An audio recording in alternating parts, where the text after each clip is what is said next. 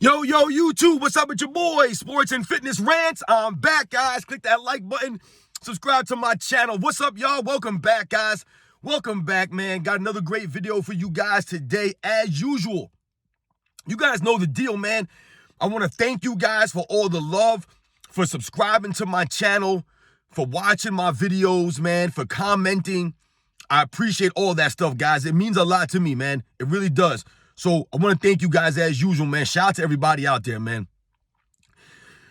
And you know, we're going to continue this thing, man. We're going to continue to tell the truth about Michael Jordan. We're going to continue to celebrate this man, right? We're going to put his career in perspective.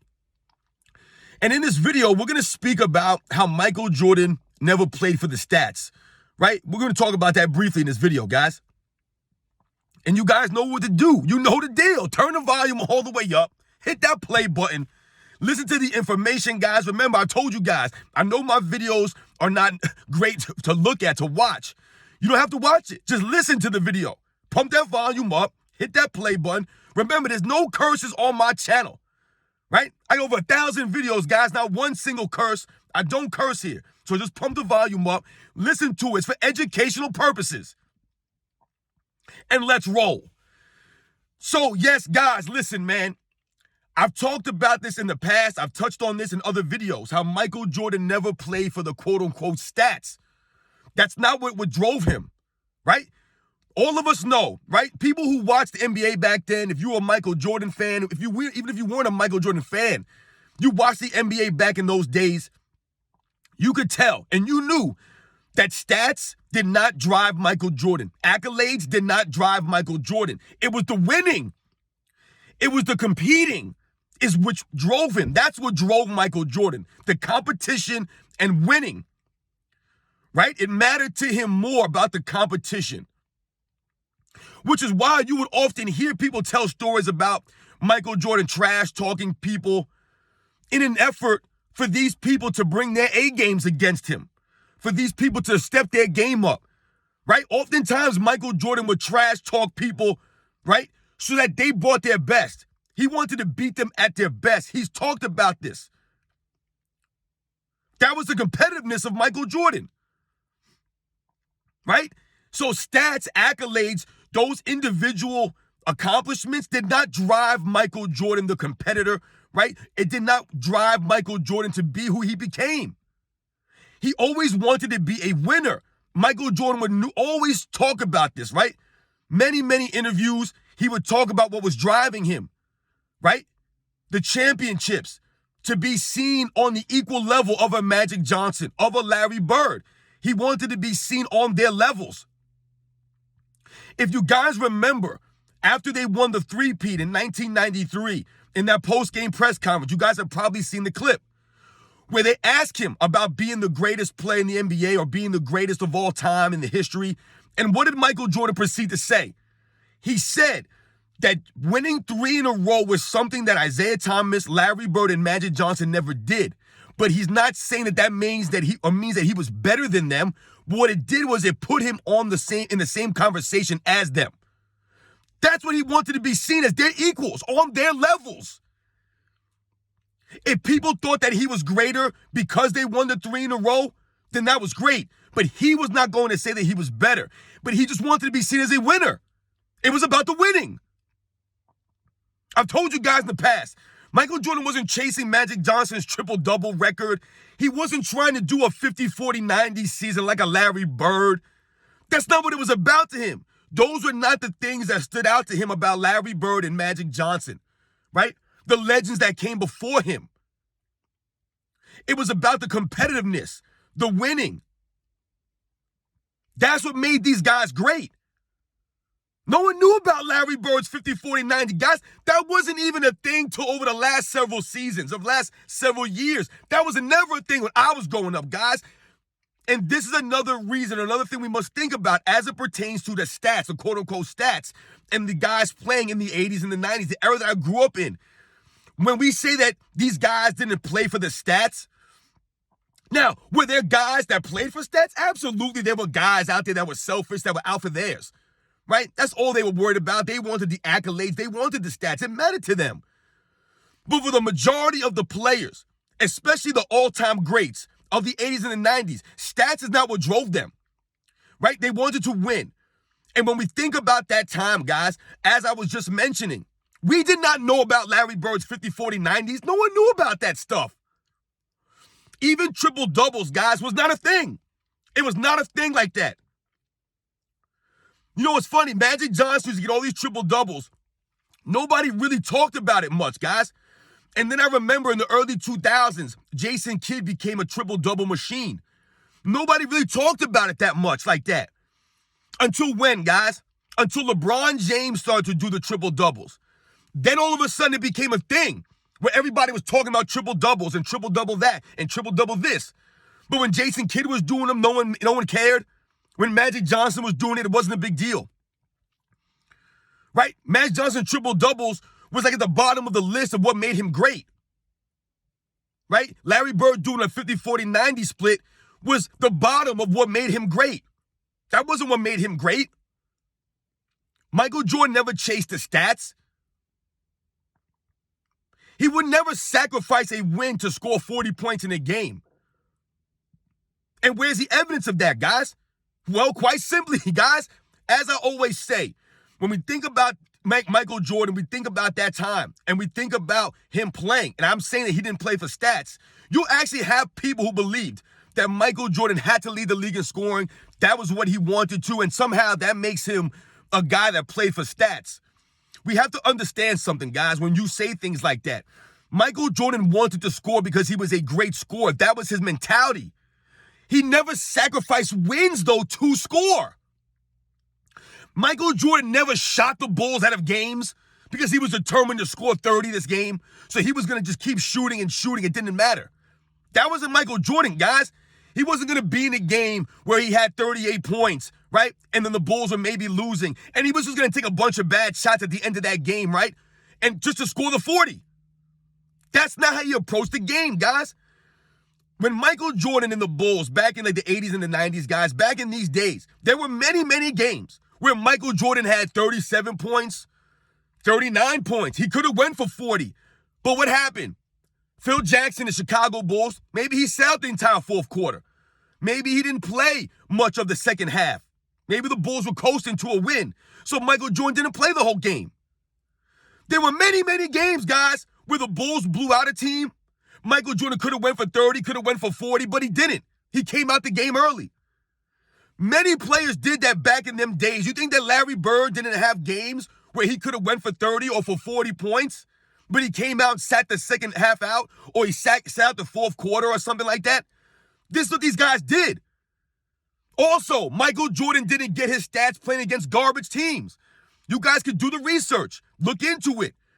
When Michael Jordan puts up these 40, 50-point games, then usually not against crap teams. They're usually against the higher competition, right?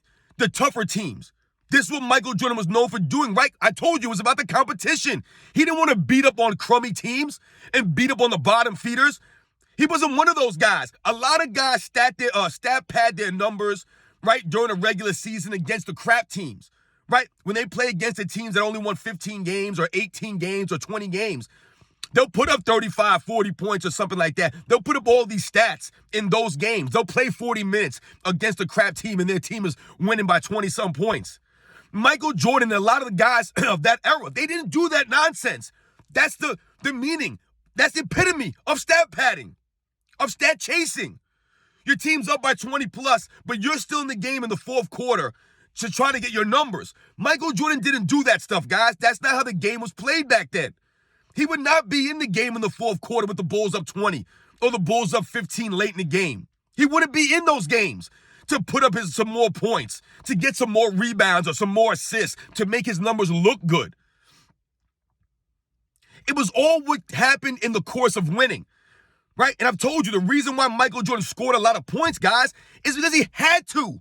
He never played with another scorer. Scottie Pippen was not a scorer, guys. He never played with a secondary guy that could go get a basket consistently at a high level. He just didn't have that guy. So, of course, Michael Jordan had to average 30, 35, 40 points a game in some of these playoff series. He had to do it. It wasn't him chasing the scoring. It was done out of necessity. It was done out of who he played with. Right? I told you, Scottie Pippen helped Michael Jordan on the defensive end with the playmaking abilities. He shared the playmaking duties. But offensively, they were nowhere close to each other. Scottie Pippen could not help Michael Jordan offensively, consistently, at a high level. He didn't have an outside shot like that, guys. Michael Jordan never chased stats, never played for the stats, never stayed in games when they were blowing teams out to get his stats up.